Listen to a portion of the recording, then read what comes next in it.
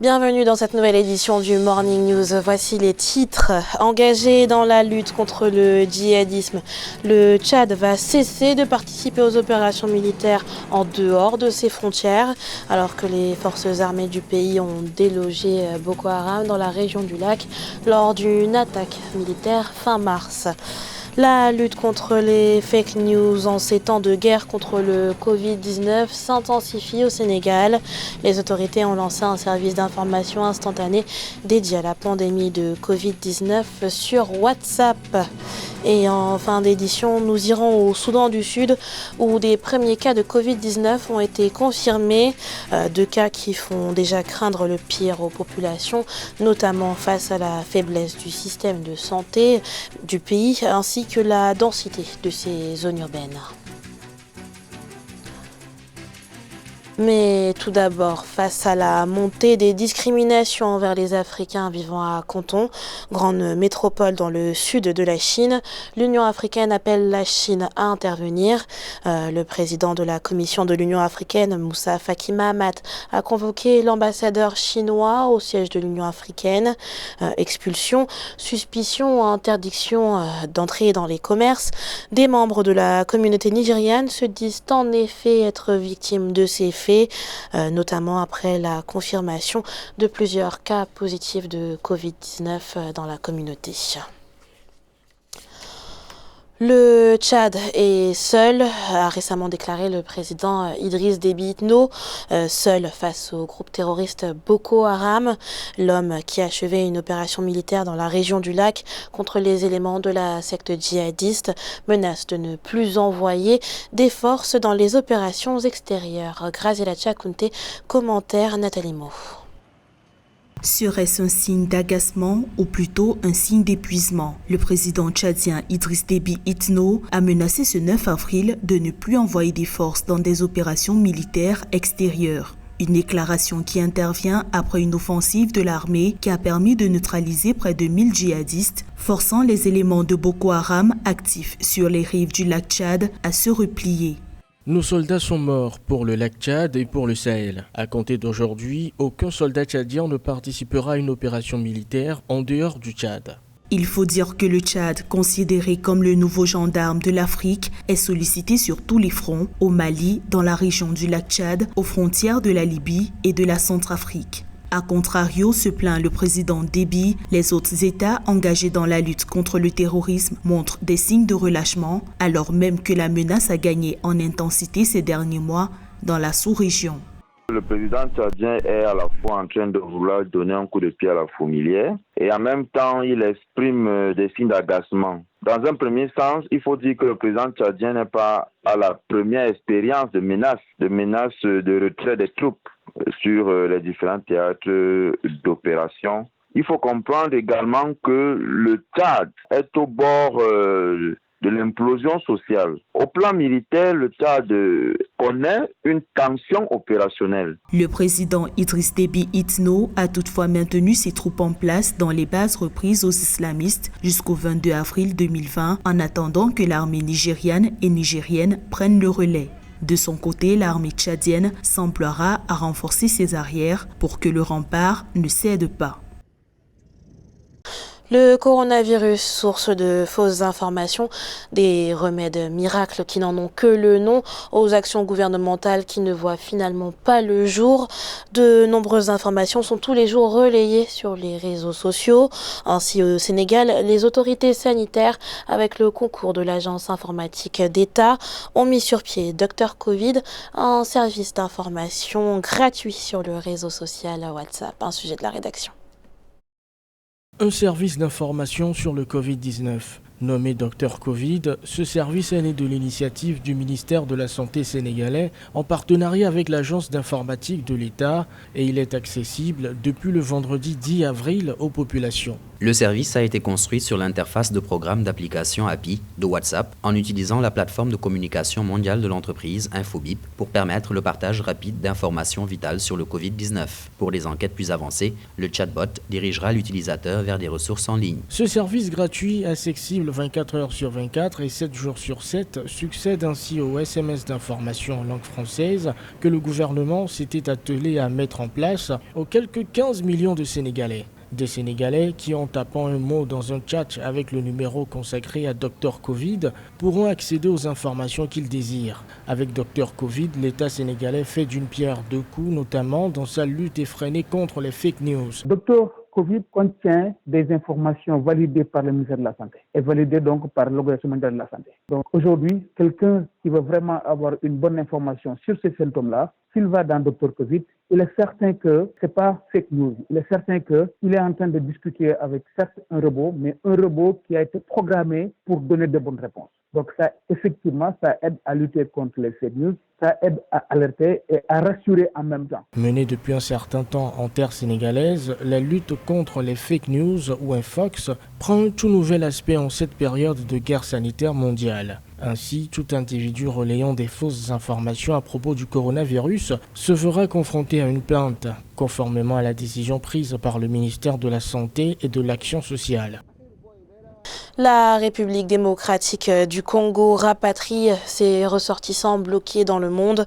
2 premiers groupes sont arrivés à Kinshasa ce vendredi, l'un par bateau et l'autre par avion, respectivement du Congo voisin et de l'Éthiopie. Le deuxième groupe, arrivé à bord d'un avion affrété par la Belgique, contenait une trentaine de personnes résidant sur le territoire belge ainsi que des citoyens européens. Tous ont été pris en charge par les autorités sanitaires. Mais les efforts consentis par les autorités congolaises ne s'arrêtent pas là. Leurs concitoyens bloqués à Dubaï et en Turquie retrouveront bientôt, selon les dires des autorités, la terre congolaise. Toujours en République démocratique du Congo, Kinshasa se lance dans la désinfection de ses grandes artères, une opération qui commence par la commune de la Gombe, mise en quarantaine depuis le 6 avril. Lancée par le gouverneur de la ville de Kinshasa, Gentil Ngobila, l'opération va s'étendre sur l'ensemble de la ville qui reste l'épicentre de la pandémie en République démocratique du Congo. Les détails avec Jacques Mboka, notre correspondant à Kinshasa. Désinfecter les grandes artères de la commune de la Gombe, c'est le but de l'opération lancée ce samedi 11 avril 2020 par le gouverneur de la ville de Kinshasa, Gentil Ngobila. Les grandes artères, mais aussi les avenues de cette commune, première de la capitale à être confinée, doivent être désinfectées pendant 6 jours. Nous avons décidé maintenant de nettoyer avec de l'eau javelisée les artères ainsi que les avenues de la commune de la Gombe. Comment nettoyer ces artères pendant 5-6 jours. Le déconfinement est prévu pour le 20. Nous allons évaluer, voir si nous devons continuer ou si nous allons déconfiner la commune de la Gombe.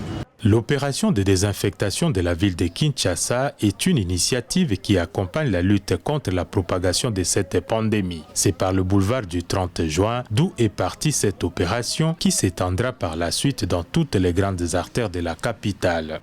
Dans tous les cas, il y a eu de compatriotes qui ont été signalés fouillant la commune de la Gombe. Mais est-il que dans les jours qui viennent, les autres communes seront aussi confinées.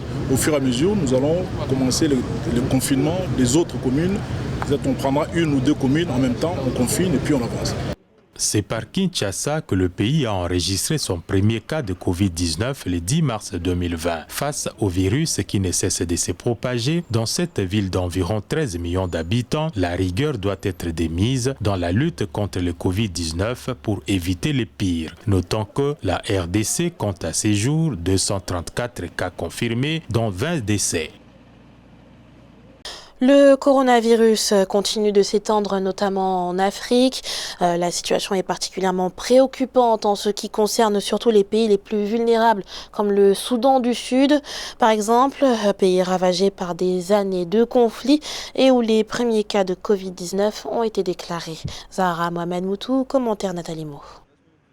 Le Soudan du Sud le craignait depuis plusieurs semaines et avait même renforcé les mesures pour s'en prémunir, mais l'information est tombée. Le pays a confirmé ses premiers cas de Covid-19. Il s'agit d'une employée de l'ONU originaire des Pays-Bas, d'une touriste de retour du Kenya voisin et un 3e cas a également été confirmé ce jeudi. La situation au Sud-Soudan n'est pas une situation isolée. C'est une situation qui se vit pratiquement dans toute l'Afrique subsaharienne où on a des sociétés tellement ouvertes qui ont des difficultés qui permettent de détecter facilement les cas dans la société. Malheureusement, ce sont des pays qui font plutôt des copies des mesures européennes qui ne sont pas forcément adaptées à la vie socio-économique et environnementale des pays d'Afrique subsaharienne. Le pays est désormais confronté à la pandémie. Le Soudan du Sud, qui sort à peine de 6 années de guerre civile et où tout est à reconstruire, c'est le cas pour le système de santé dans ce jeune État où plus d'1,5 million de personnes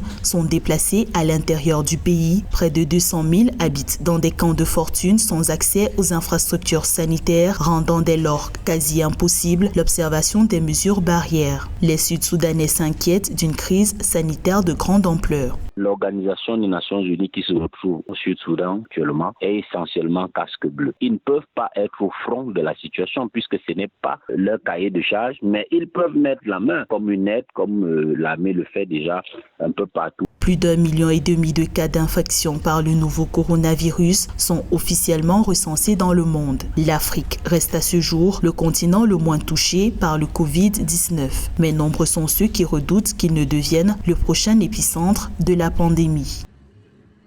Dans le reste de l'actualité, face à la menace des criquets pèlerins, le Burkina Faso se prépare à la suite d'un conseil des ministres. Une série de mesures vont être mises en place, notamment des actions d'information et de sensibilisation à destination des acteurs de l'agriculture afin de pouvoir prendre leurs dispositions. Et Bayakot. Le gouvernement burkinabé est déterminé à faire face à une éventuelle invasion de criquets pèlerins. C'est au terme du Conseil des ministres qui s'est tenu le mercredi 8 avril qu'une stratégie de lutte contre ce phénomène environnemental a été proposée. La feuille de route du gouvernement se base en priorité sur la sensibilisation et l'information de la population sur les différentes dispositions à prendre pour contrer ce fléau. En cas d'arrivée des criquets pèlerins, des actions de lutte seront enclenchées à travers l'activation du plan national d'urgence anti-acridien. Cette stratégie de riposte au plan national se fait en concertation avec la commission de lutte contre le criquet pèlerin dans la région occidentale, regroupant 10 pays, dont le Burkina Faso. L'adoption de cette stratégie par le Burkina Faso intervient alors que les ravages des criquets pèlerins se poursuivent en Afrique de l'Est, avec une seconde vague plus redoutable et qui fait 20 fois la taille de la précédente. Les criquets pèlerins, encore appelés sauterelles-tigres, sont des ravageurs très dangereux pour la population, car ils peuvent décimer des milliers d'hectares de cultures par jour et causer ainsi la famine et la disette dans les pays qui sont attaqués. Sur le plan opérationnel, la méthode pratique efficace à mettre en œuvre dans ce plan doit être la lutte aérienne, qui consiste à pulvériser les insecticides à partir d'un avion. Cette méthode de lutte aérienne est efficace car elle prend en compte la grande vitesse de propagation des criquets, qui peuvent parcourir jusqu'à 150 km en une journée. Selon les dernières estimations de la commission de lutte contre le criquet pèlerin dans la région occidentale, la probabilité que les essaim sévissant actuellement en Afrique de l'Est atteignent la région ouest africaine d'ici juin 2020 est assez faible. Aucun risque environnemental n'est prévu à court terme. C'était le journal de la rédaction. Merci pour votre fidélité. Retrouvez dans un instant une nouvelle édition de l'information sur Africa 24.